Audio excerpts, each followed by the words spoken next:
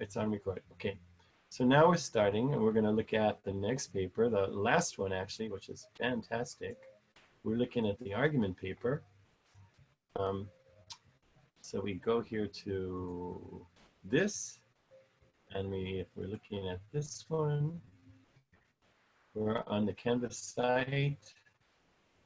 We're looking at assignments, so we haven't put it up yet, but it's going to go up. So everybody wants to finish up whatever you got to finish up or get things done, especially these two. The response paper assignment on the Mexicans are taking jobs, that one, and also the American Dream argument. We're going to get those two done for sure. Then this one, and we only have the one more. All right, so now we're going to look at the files. This is where you have like all your handouts that you would need. So if you need the comparison contrast handout, it's in this one. We looked at a little, you were here and we looked at a little argument video the other day, which I still think is worth just looking at. What is this? I don't even know what this is. Okay, get out of that one. It doesn't look right. I'll have to try it. There. Okay. So I'll fix that. I don't know what's wrong with it. But anyway, so we looked at these the other day. We looked at the prompt itself. And I think what I'm going to do for you guys is make an outline so you can, because I think you like the outlines. And I'll put that on Friday. This says about how you're doing it. And it says you need to find 2 to 5 articles. I'm giving you the 2 articles, the main articles that'll help you out. One is supporting the caravan and one is against the caravan, but they're very short articles, but still that'll give you something to start with. So you'll start with that. And then we said if we on this particular one, we're looking at the prompt. Good morning. Good morning. Sorry. Good morning. So we're looking at the prompt right now in the files. And we know that if we cut and paste this one, good morning. If we cut and paste this one right here, I can highlight that like this. Whoops, I missed one. Oops. Oh well. I can highlight that like this. Somehow I can do it. Like that.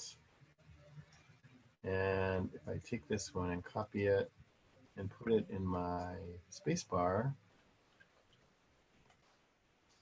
it's going to take me to all this research I might need to do.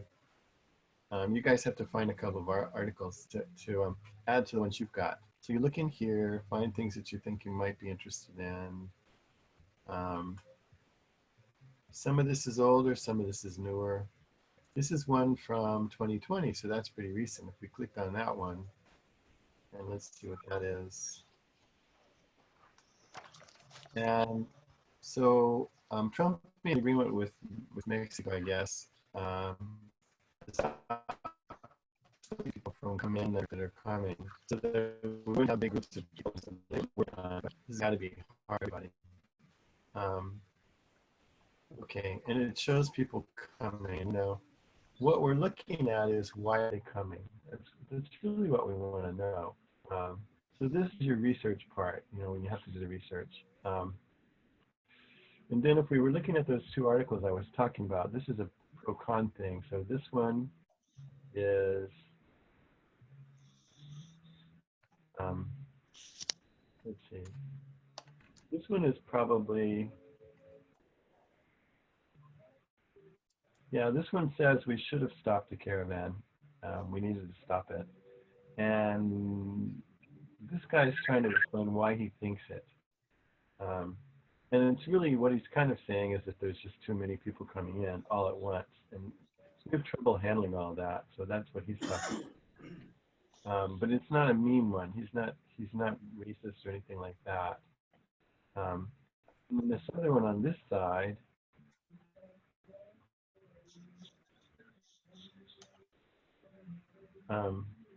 this one is saying that what he did He lacks compassion.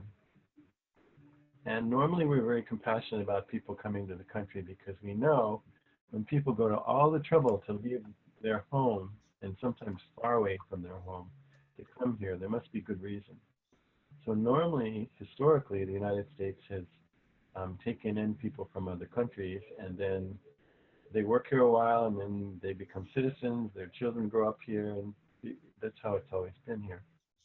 But he's really tried to make it, I don't know if I should call it racist or what I should call it, but he's trying to make it like there are these bad people coming in and they're criminals and all of that, which is wrong. This is some background which I think is pretty nice. So I'm giving you some articles that you can use to sort of support yourself if it comes up, which it will. There it comes. Okay, this is a good explanation. What is it and why does it matter? And so they're going to give you the reasons. Where are they now? Let me explain that part. Where they're coming from, you can see it's a far way. It's 2,700 miles, it's far. What do they want? And so it's telling you reasons they're coming here. They want a better future for themselves. Some of the people are coming for that. Some people are threatened or by the criminal gangs, and some of these gangs are really rough, very, very rough, especially in Central America. Some people want to get jobs so they can pay enough money to help their relatives. And we know in other countries that they're food insufficient, they don't have enough food. There's a lot of issues. The U.S. has been kind of mean. I'm calling them an invasion, like they would be, I don't know, invasion of rats or something. And so he's done some pretty extreme things, the razor wire and stuff like that. He put them up. And then we think about, what can they do? They walked this 2,700 miles. What can they do now? And so if they were afraid of being persecuted, that's why they left. They can't really go back. If this is fleeing from poverty, well, they weren't having enough food. They weren't having enough money to survive.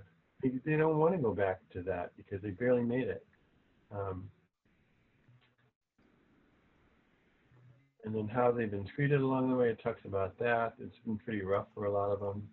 And why did they form a caravan? So, and it says, migrants are often kidnapped by people traffickers and drug gangs, which force them to work for them. A large group such as this one is harder to target.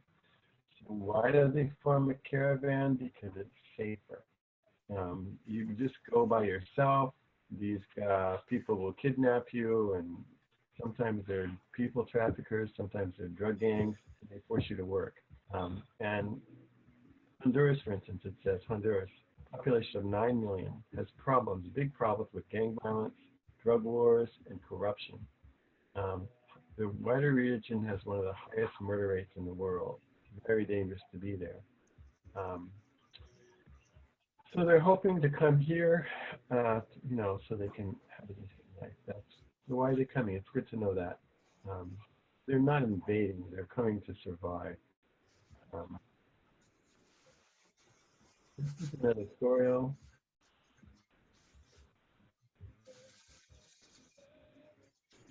And it's kind of talking about how the way Americans or the administration, the Trump administration, is talking about immigrants is really bad.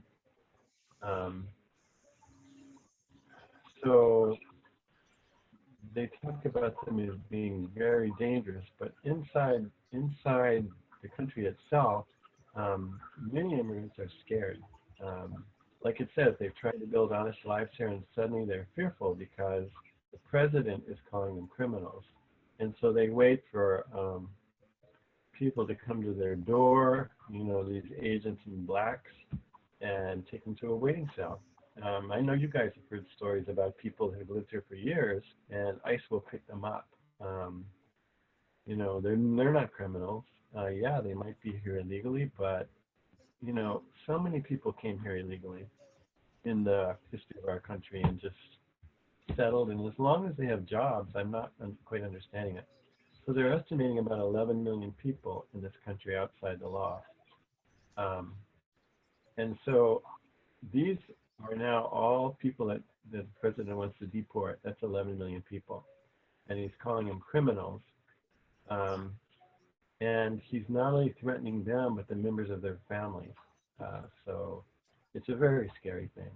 And they've given you some examples of people where that's happened to them.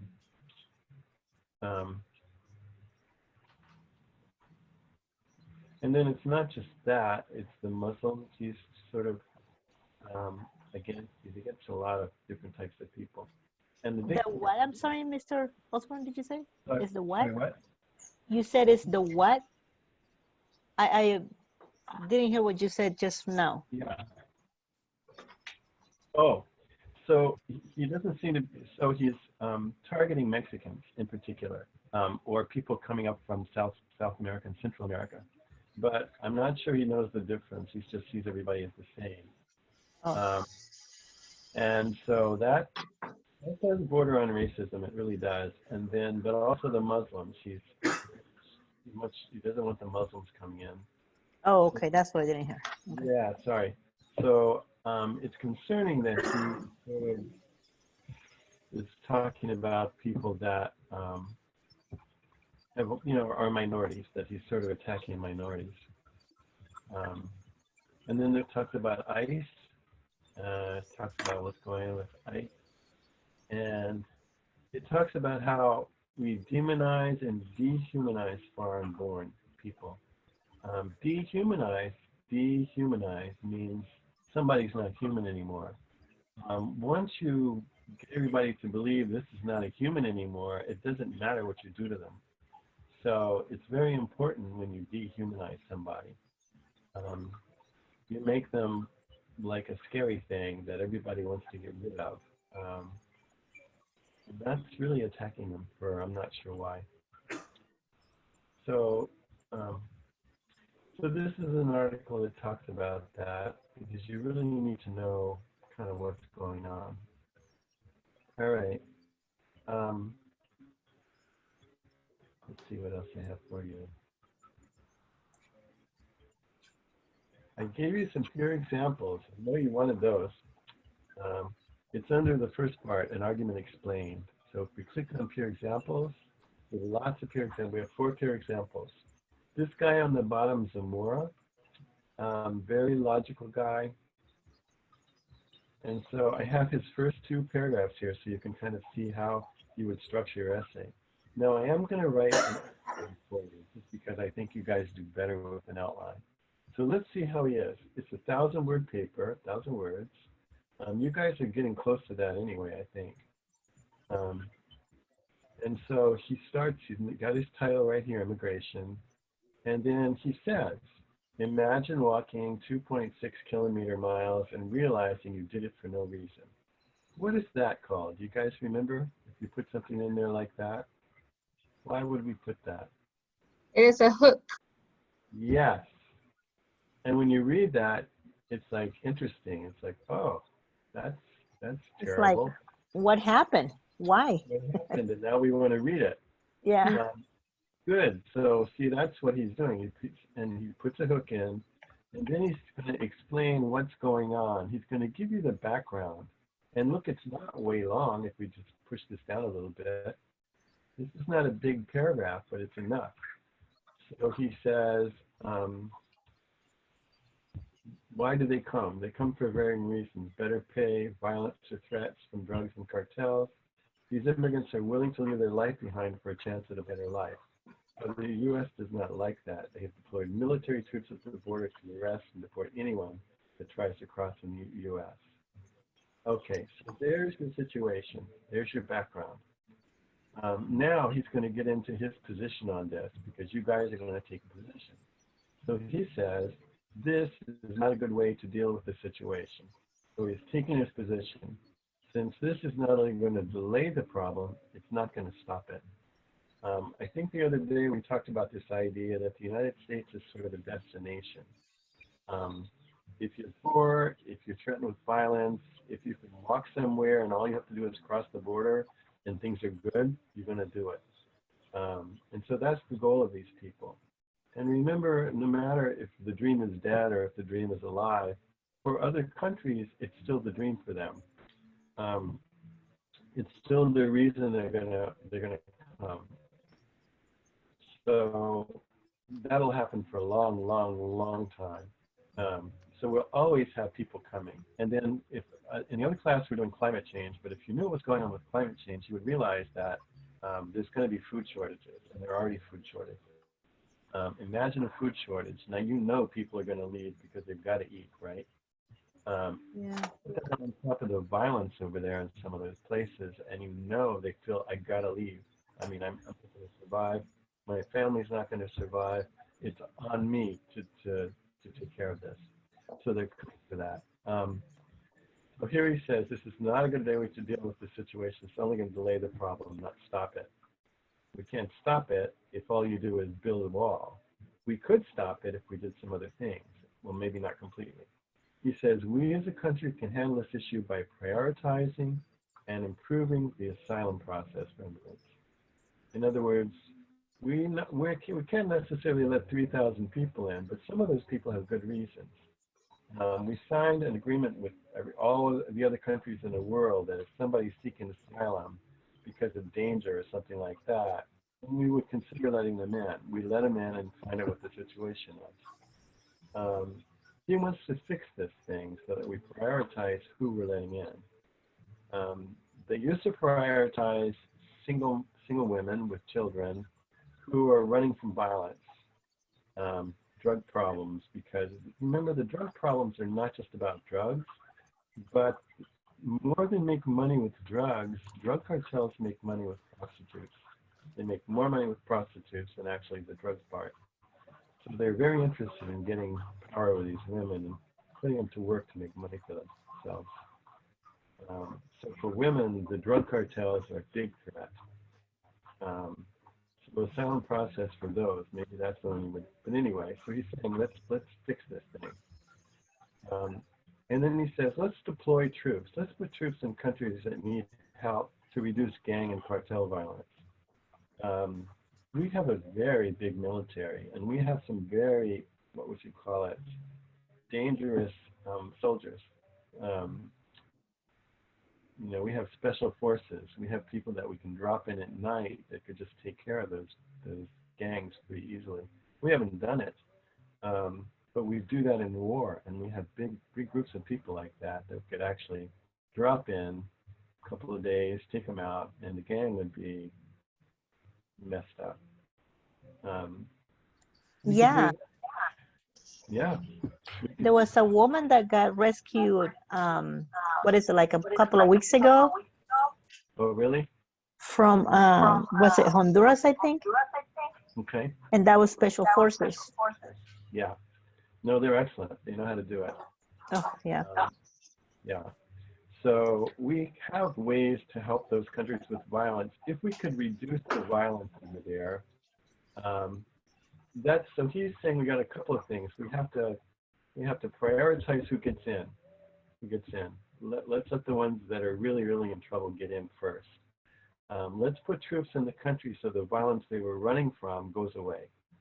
And the third thing he's arguing, let's give the countries foreign aid.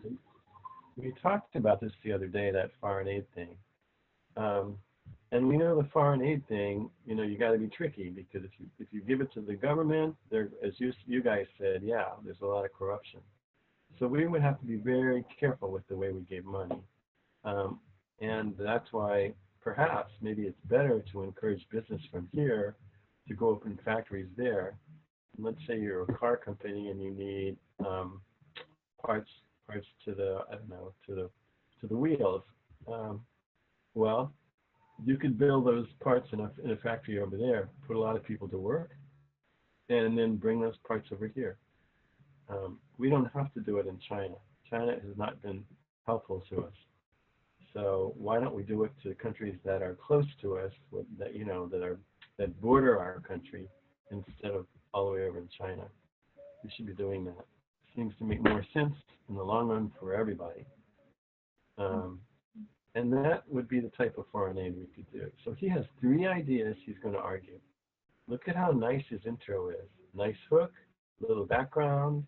He says he doesn't think it's good, so he's established a position, and he has, we can handle this issue by doing these 3 things. That's his argument.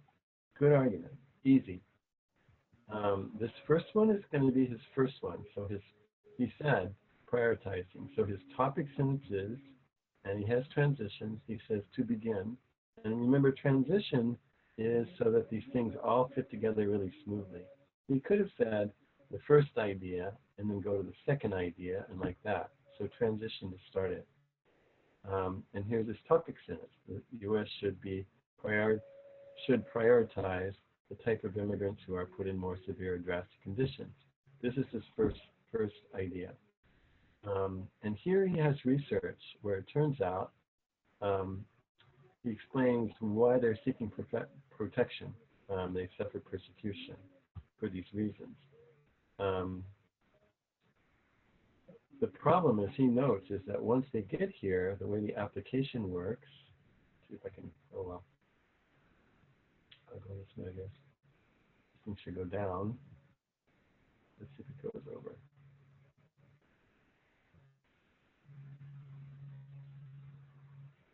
Ah.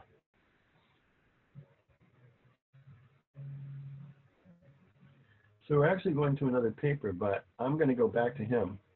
This one, this lady Astrid, who really, really worked. She was one of my oldest students. She had her own business. It was actually her mom's business. She and her mom worked for years and years and years. So she had a paper that I'll show you in a minute, but she did a lot of work, but she couldn't figure out how to organize it. So I included this whole paper with her. So we just with these first 2 paragraphs.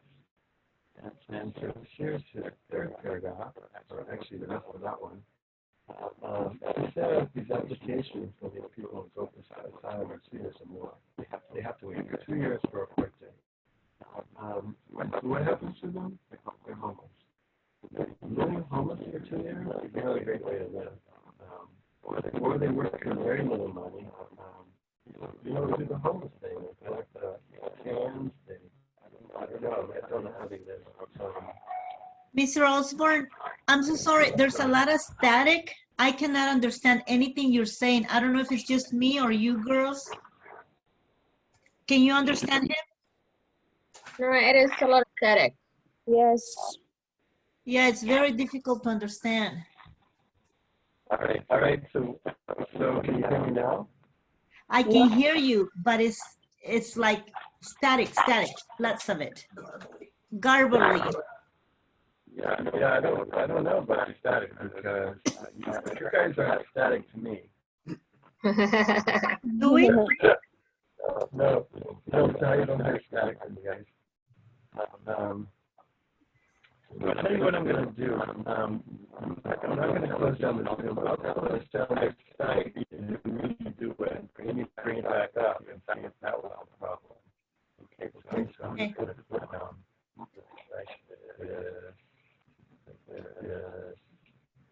maybe it's that. Okay, close it down. Now I'm going to go. You say? Garbly? Garbly. Very staticky. Wow. We have one. Here we go. I got a voice somewhere.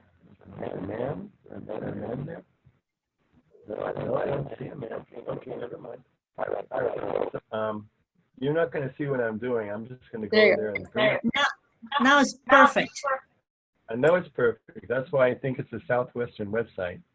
Oh. So I'm going to go there again, pull it back up, and see if it's okay or not. So we're going to go to Southwestern. I'm not showing you this. I'm just going to go there.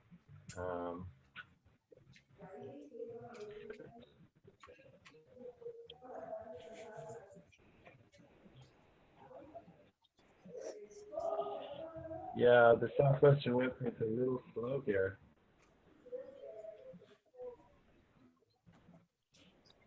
It's slow.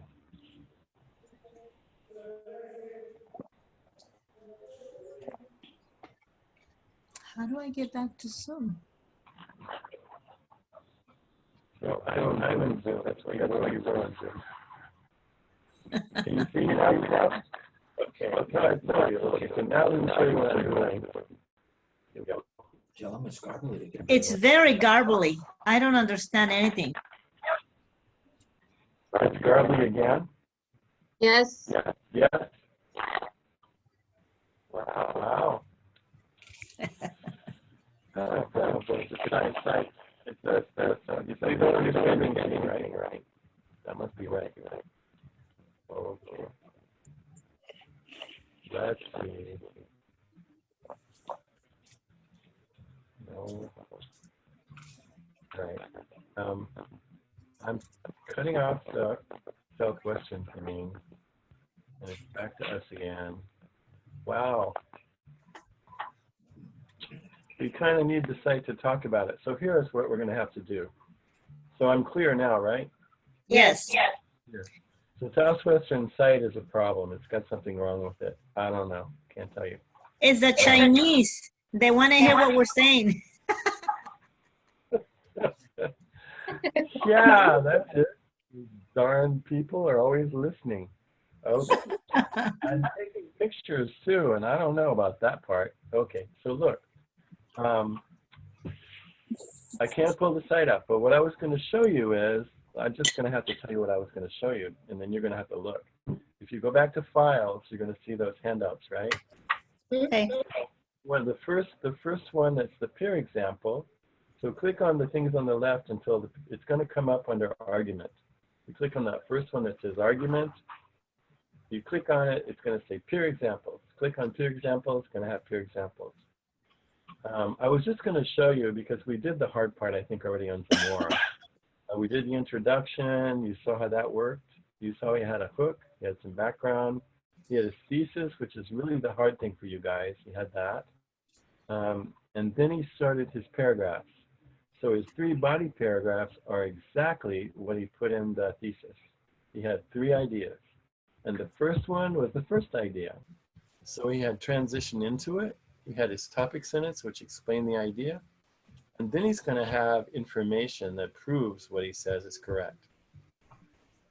So is this he's going to have research. okay? So is this paper going to be similar to the one that we did for Does America Still Exist? No. Sort of? No. Well, Does America Still? No. So if you can think of how this goes, it's an introduction with an argument, and then you're going to have 3 things that are going to support your argument. So you have 3 body paragraphs. You say So 5, isn't it? What? You say 5? No, Last. I lied. Are you ready? Oh my Okay. God. So listen, I'm going to tell you. So you have the introduction, like we said. You have the 3 paragraphs that support your side, right? Say Okay. yes. All right.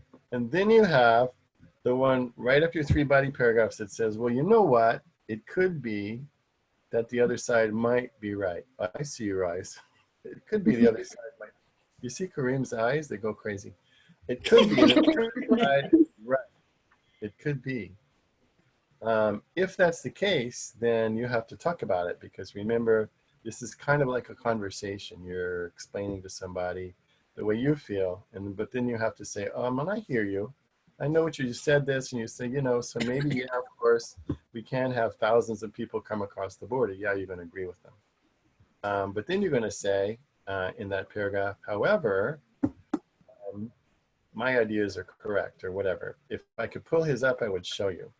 And then you're going to have one last paragraph conclusion, which comes back. Yeah. Actually, Wait. I'm so sorry. Sorry.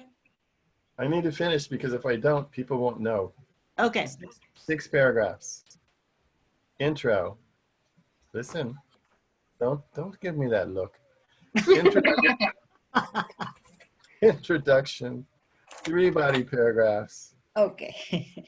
counter paragraph where you admit what the other side says, and a conclusion. That's it.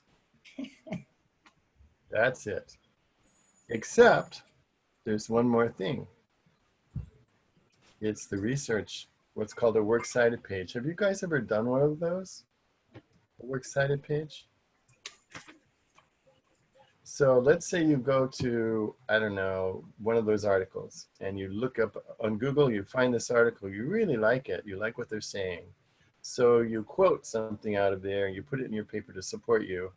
Or if you don't quote it, you decide, you know what, I could put that in my own words. I don't have to quote it. And so you put it in your own words and then you put a source right beside it. The source is in, you know, those parentheses that look like that? Those little parentheses. Yeah. And then you put the title right on the inside in quotes, whatever the title is. And that is your source. And so you put your information in there, but then at the end of the day, we want to know, okay, great, you put it by that. I see where you got it from, but you don't give me much information. All you're giving me is this article title. So your final page in your paper, you make a list of all those articles you used in your paper. That's what it is. We were going to talk about that today, but if it's too crinkly, or I mean, you can't really understand the static, we can try what, yes? We can see when you are pointing at it. But as far as me, I don't know about the other girls. As far as me, it's very, very hard to understand you because it's extremely garbly.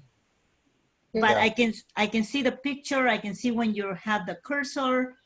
Okay. The only thing is you kind of need my words to know what's going on, right? Yeah. Yeah. So when I'm smarter, maybe at the end of the semester, and I can take some of these classes on the Zoom, supposedly it will, let me see if I can do that now. I don't see it. It will let you make transcript of the words over here on the side, so you guys could just read the words, but I'm not seeing how to do that yet. Let me see if I see anything. No, I don't want to play with it now because, you know, Might kick you out. yeah, it might smack me in the face. So something like that. So we're going to leave it alone right now, but I'll try to do that so there'll be words on the side. Anyway, for the weekend, I don't think you have to worry about that part. You don't have to worry about that part. But what I would like you to do, if you're doing some research, if you get down to looking at the research, that you make an email to yourself. And you know how there's a link? You know how the link, the URL, HTTP, www, you know, at the bottom of it says where it came from at the top of the page. Copy that, put it in your email, and when you get all those links you want, send it to yourself. And then on Tuesday, we can, I'll show you how to click on the link and make a citation to go on the Works Cited page. Yeah, it's not too hard. How about if we try this Southwestern thing one more time? I just want to show you one little handout that you can use, and I know you won't be able to hear me. So I'm going to use the pointer and point. And it just means if you have an article online, if you have an article like on Google, you just get this information, you put it in there, and that's all you're going to need. So let me do that for you. If we can hear, that'd be great, but I'll ask you if you can hear me. So let me just go there for a minute. You're not going to see me for a minute because I got to go there. Okay. Hello. Hello. Oh, okay. Did the garble come back yet? Not yet. Oh, maybe it works. I can't hear Charo. She's talking to me. Never mind. Okay, so now I'm going to show you. I send them out. You did. Oh my gosh, really? I don't know how you do that. So I'm on this page. I'm going to click on this. I'm going to see if it's going to let me in. You tell me if it's noisy.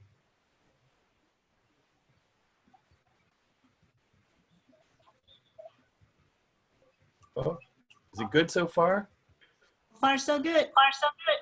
Wow, maybe it's fixed.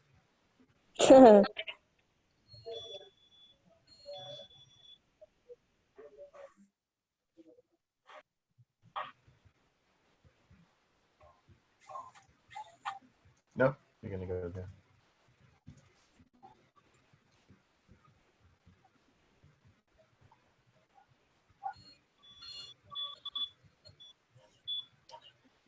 Are you getting static? Yes. Have you started to get static already? Not me. No, not me. Oh, wow. And maybe we can actually look at it. Yeah, No, who knows? So I guess I No, should. they're coming back. it's coming back.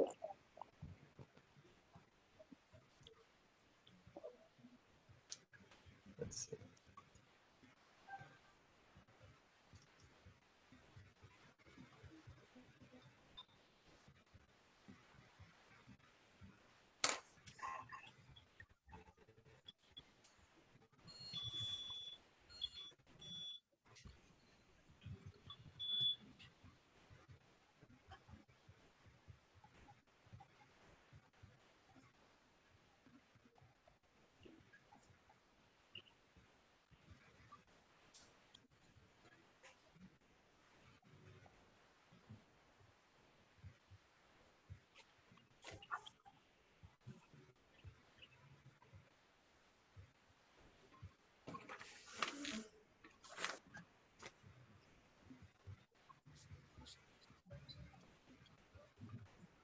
Is it still static? Not now. Oh, can I tell you really fast before it's when it Perfect. starts? Perfect. Yeah. All right. Perfect. Then let's go. So article read on the website is what you guys are doing. And so author's last name, comma, first name, period, title of the website, title of the article itself, put it in quotation marks, put the period inside of that, then put 2 spaces, put the name of the website, and italicize, so put it sideways. And then whoever published the site, who's the sponsor of the site, put that there, put a comma, put the day of the day, month, year of publication. Sometimes it's just going to say reviewed, copyright, like that. Put your URL right here with a comma, put a period, and then put accessed on. So if you got it today, it would be April 16th, is it? What day is this? Yeah, 16th. All right. So you can still hear me okay? Yes. Yes. Yes. If you were doing a database, which is on the library website, I'm not going to require you that. You don't have to worry about this because it'll do it for you. But if you had to do it, it's right there. If you look at a book, you're probably just going to look at a piece of a book, like a chapter. So if you're doing a chapter, author's last name, first name, chapter title, season quotes, the book title italicized, publisher who publishes it, and year, like that. Okay. So that was the MLA citation worksheet. Let's go back to the peer examples because we didn't finish that one. Because I wanted you to see a complete one, at least one.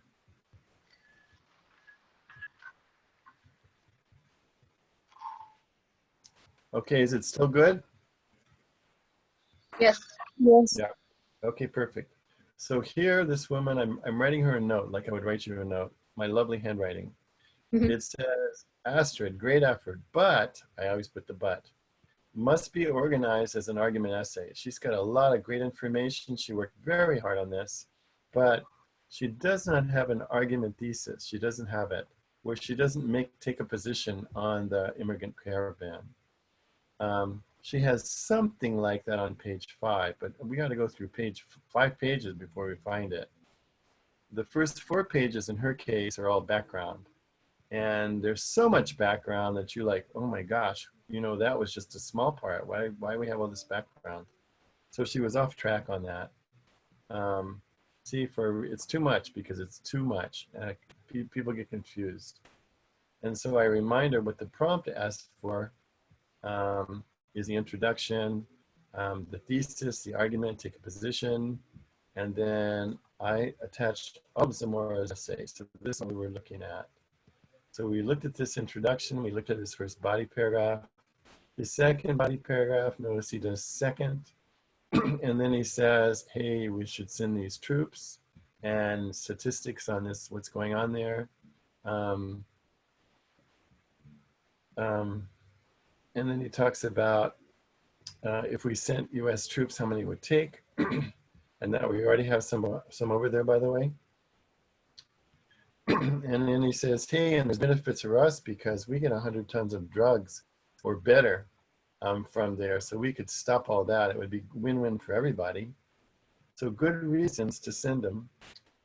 And then the last one is helping with foreign aid. And he says, in order to stop this problem, we have to go where it all started. He said the foreign aid given from Honduras from 2017 to 2019 has dropped by $127 million. That's a lot for a poor country. And so he says these people are in very poor areas. They're most likely living in bad conditions. And how much foreign aid do we actually spend out of our budget? It's not even 1% of the budget. Not even 1%. It's 0.8%. That's all we spend. We spend more money on candy, sporting goods, and jewelry than they spend on poverty assistance. It's interesting, huh? Mm-hmm. So he makes good points, and he says foreign aid truly helps out.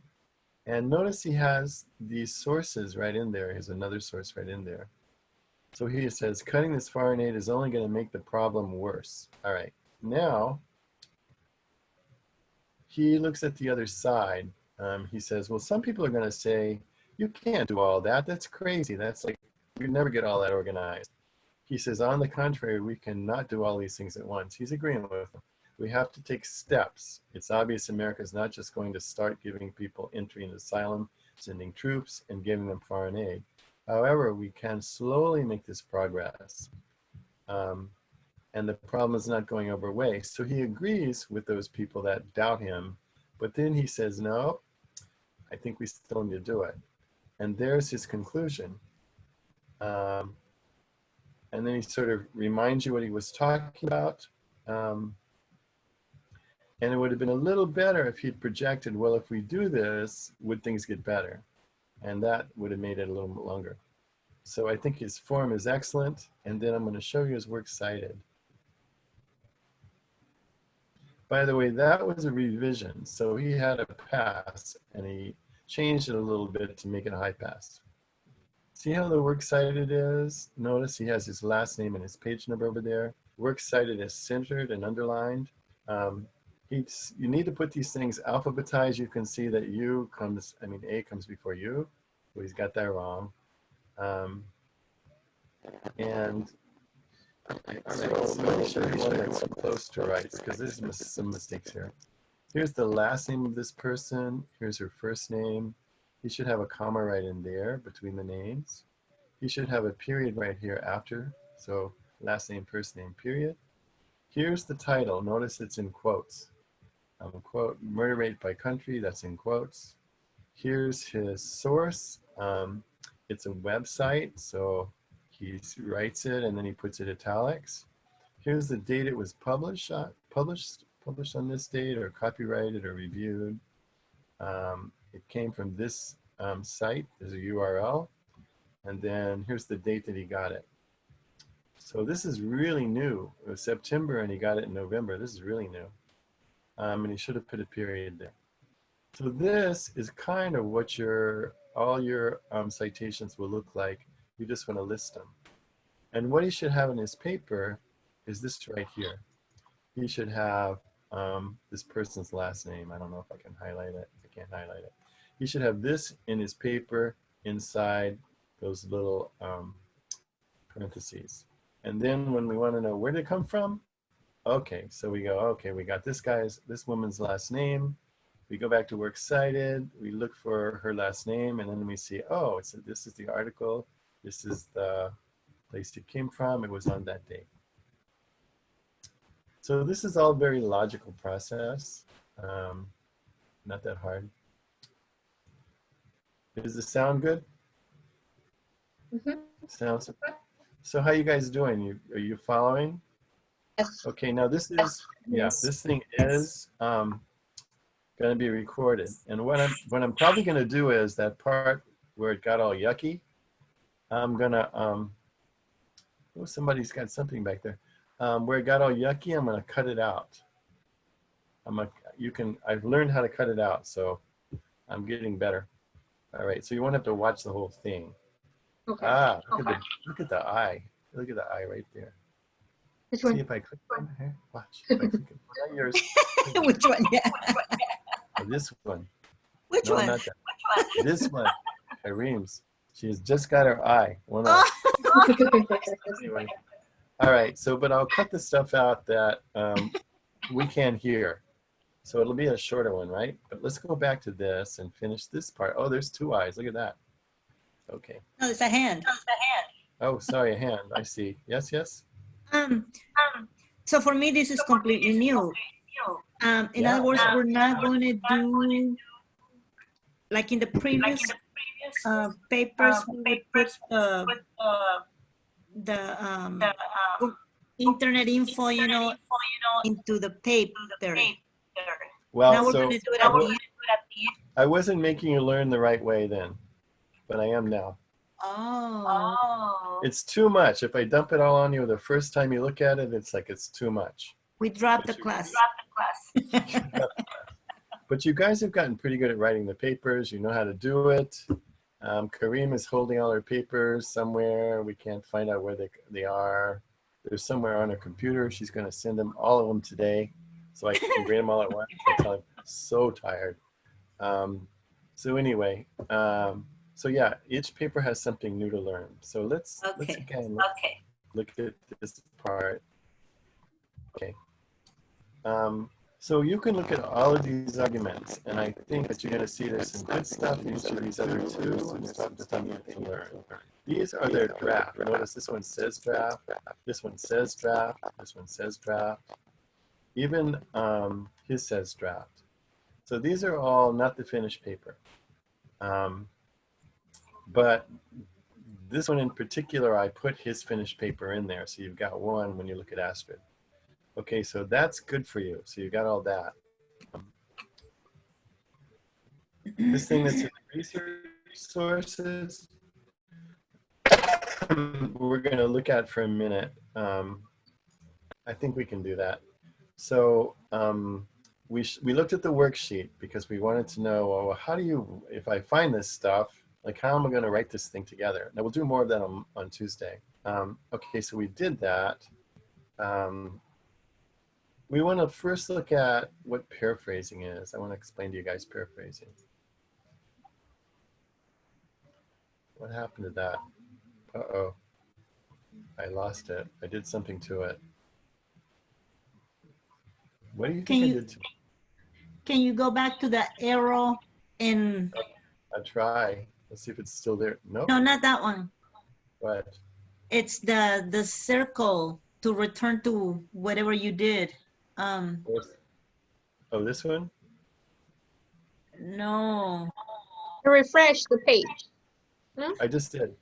I refreshed it, but I think it's gone. Okay. All right, I can bring it back, but I tell you what I'm going to do for a minute.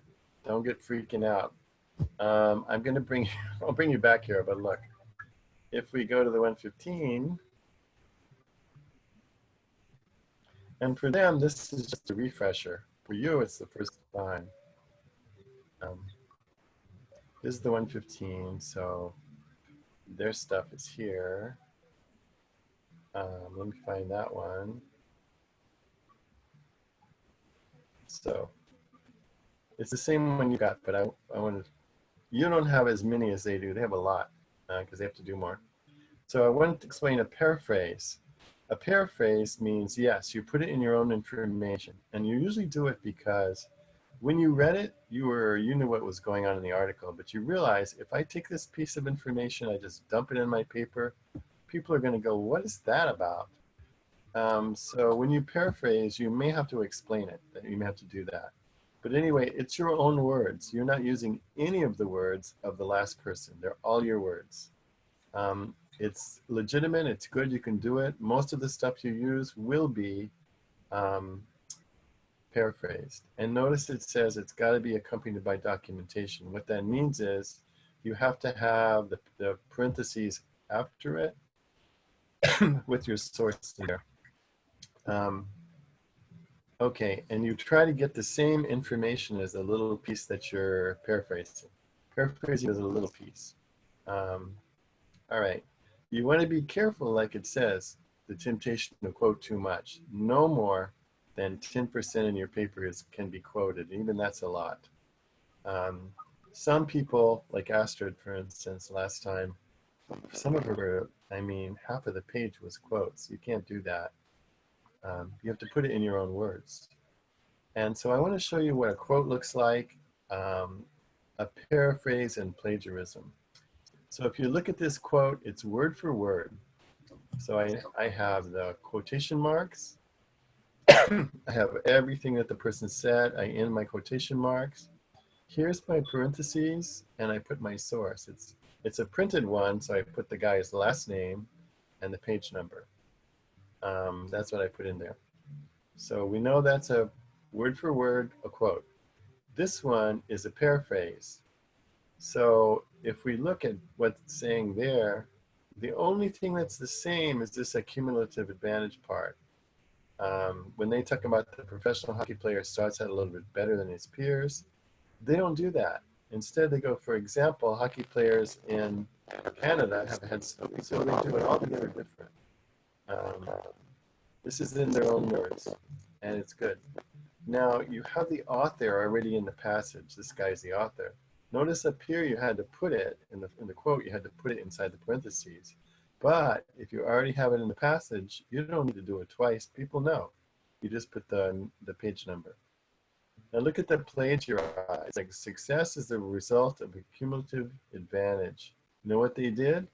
They put this in the quote. Success is the result. They just cut this piece out and they put this back. Okay, they stole the whole thing. And look at here, the professional hockey player starts out a little bit better. They go, the professional hockey player starts out a little bit better than his peers. That's copied. And that little difference leads to an opportunity. All they did was, let's see if you pay attention. And that leads to an opportunity that makes a difference. They switched opportunity and difference. But otherwise, it's the same sentence. Same sentence. So they stole stuff. They don't have anything at the end. They don't have a in-text citation like this one does. They're pretending like it's all theirs, but it's not. So it's plagiarized, it's stolen. You know, they can get an F on their paper for that. So they're using the same words, but in different order. Yeah, but it's not their words. Not their words. Okay. No, it's the kind of thing we probably all of us did in high school.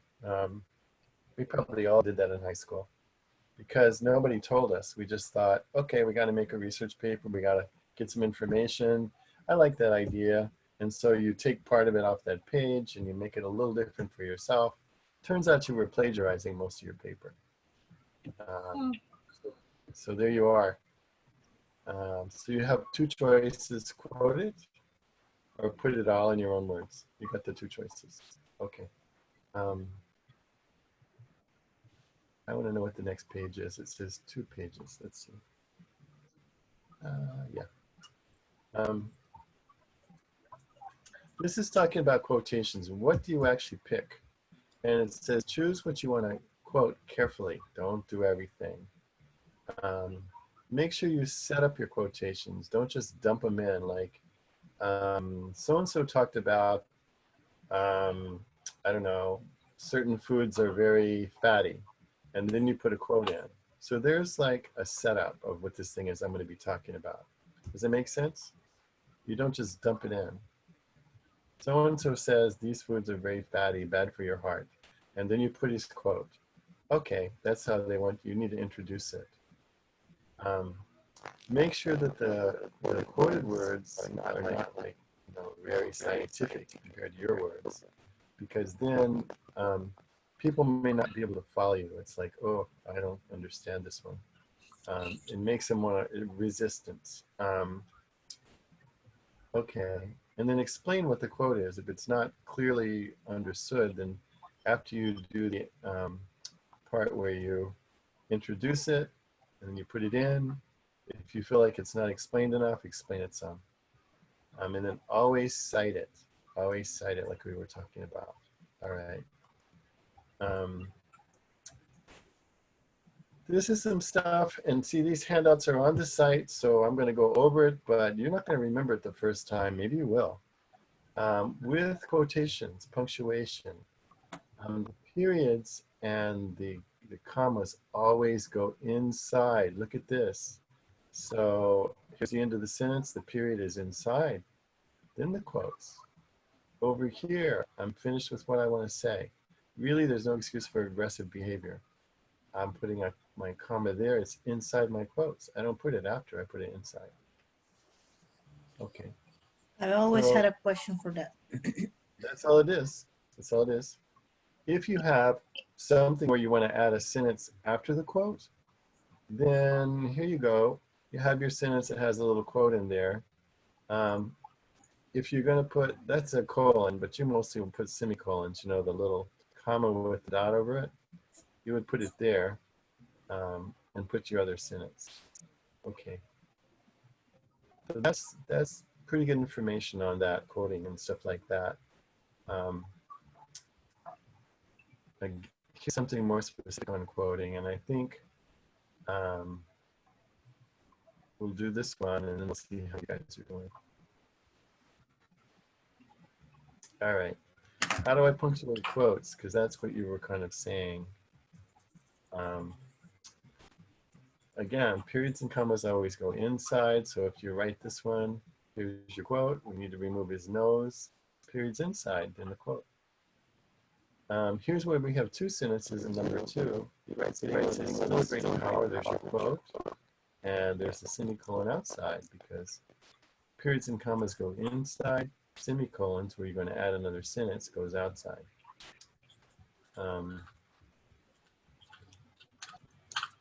And this is another one that's kind of like, people don't understand it, but I'll say, we need to remove his nose is a sentence in number 4.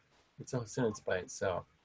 So if you put something that introduces it, like she writes this thing, you put a comma after that introducing part, which it's called, here it is, attributive tag. I don't know if you want to learn all that attributive tag. It's the part that introduces it. Put a comma after that, she writes, comma. Put your quote in, even with the period, put the whole thing.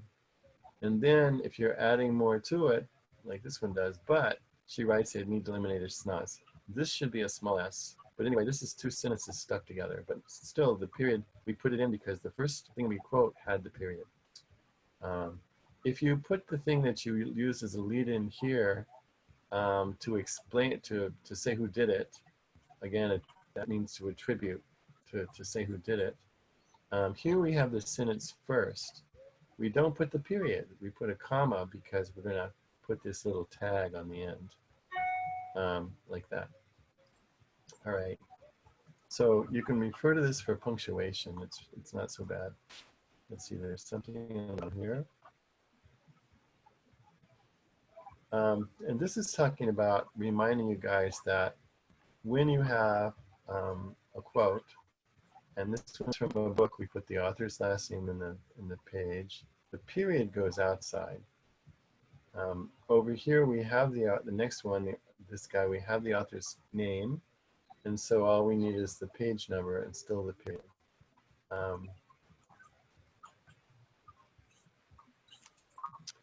Over here we took something from the internet. Turns out there was no author to this one.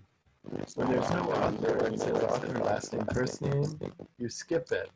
You don't save a space, you just put the article title first, because that would come next. So this would actually start the citation. In other words, you pick from your Works Cited page, whatever's first in your Works Cited page, you're going to put here. If it's the author's name, you're going to put it there. If it's the article's name, you're going to put it there. So that's what they did. And the period's on the outside. Okay. So that's pretty good stuff for you.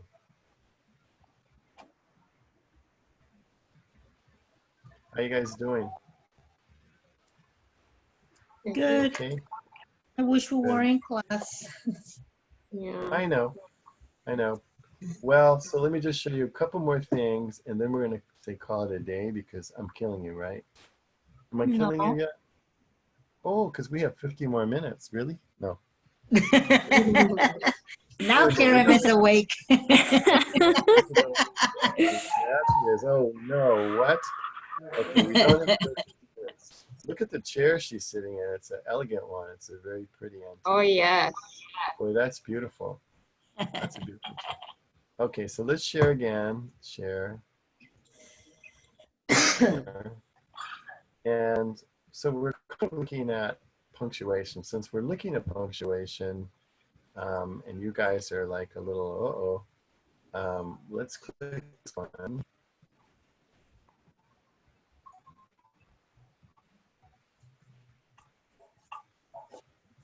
This is all the rules for you. So this one says, all right, if we have parentheses, we have the author's last name and a page number.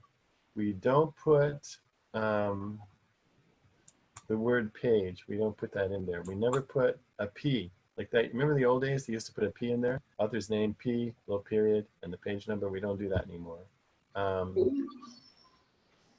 So with a direct quotation, the parentheses comes after, which I think you guys all know that. And then we know in the end of a sentence, the period comes after the parentheses. I think you guys know that too. So maybe, you know, you're so smart, we can just go to the exercise. Sure, we could do that. Okay, now we have exercises. This thing says each of the following exercise makes at least one error, sometimes more than one. So you have to fix it. So let's look at number 1. It says, we need to be wary of believing that only human brains that can be trusted are those that can use the machine to help them think. There's your quote. It's not a complete sentence, so we're not going to put a comma here. It's just a piece of a sentence. The P is wrong. Yes. 287. We don't want this here, and we don't want this comma. We take it out. What else is wrong? I'm not sure about the dot at the end. This one? Yeah, we shouldn't have that. Because we No, already have after this. the parentheses. No, this is the one we want. Okay. Because this is going to become part of your sentence. And so what you did was you stopped it there, or somebody stopped it. And then we're like, well, what's this then? So we take the period out and put it there, and then it's all together like that. Oh, okay. Which is logical, right? Now, what's going on here? So we have, according to this Theodore Rozak, the only human brains that can be trusted are those machines that help them think. All right. And then we have this person's name, the page number, and the period. What's in there that we probably shouldn't have inside of here? The last name. Yes, because we already have it there. We don't need it twice. Once is good. Once is good. All right. Now let's look at this third one. This guy argues that computer-based education may mislead us into believing that we cannot trust the human brain unless it's assisted by machines. This is not a quote. What is this? Just to comment. Plagiarism. It's either a quote, we can do it where we put it in our own words. What do we call that? Plagiarism. No, plagiarism is stealing. Paraphrase. Paraphrase. You didn't plagiarize, you paraphrased. Okay. But even though we paraphrase, we have to add the citation, right? Well, so we have the author's name. What do we have to add to this one? The page. Yeah. So I would move this period over and I would put this parentheses in and put that 287. And then I'm good. Let's look at this next one. It says, even politically conservative scholars admit that we should not hide from students that Columbus and other European explorers were often brutal. That's a part of a sentence, so we don't have a period there.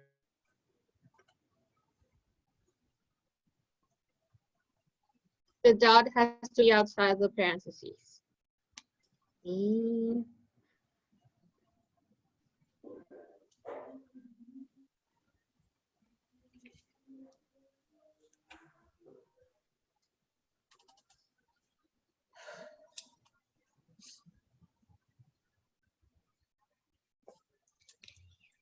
I can't hear you. We can hear you.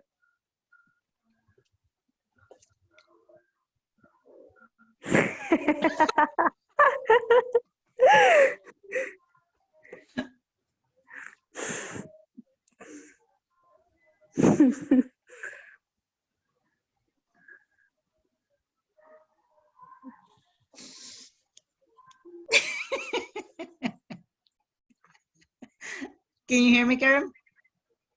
I can hear you, Charles. I can hear you too. But we can't hear him. No. You press the mute button. Mute. No? Mute.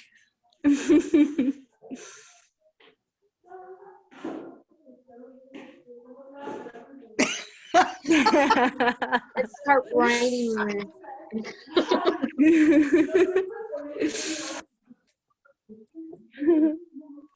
Hmm?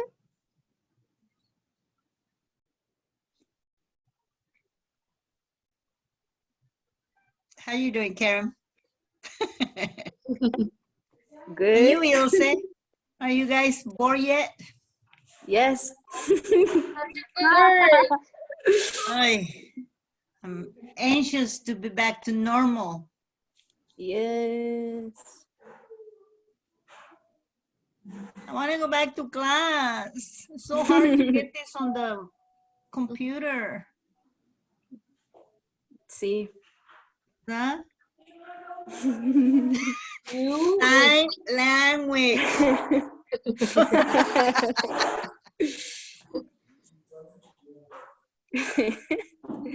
Did we do something to mute him? No, no creo. No. A ver, voy a decir mi nombre en sign language. No sé, es cierto, no es cierto. I'm just No me lo sé. That's what I tell my husband when he can't hear me. I just joke about it. Okay, wait. I'm going to say something.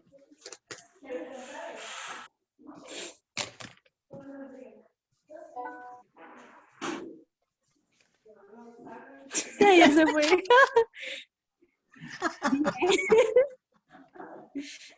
The end. Yeah. Sorry.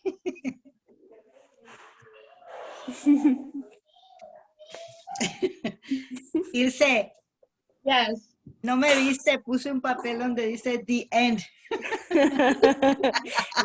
Vuelvo a poner. Ya lo puse cuando te fuiste. Check the mute button.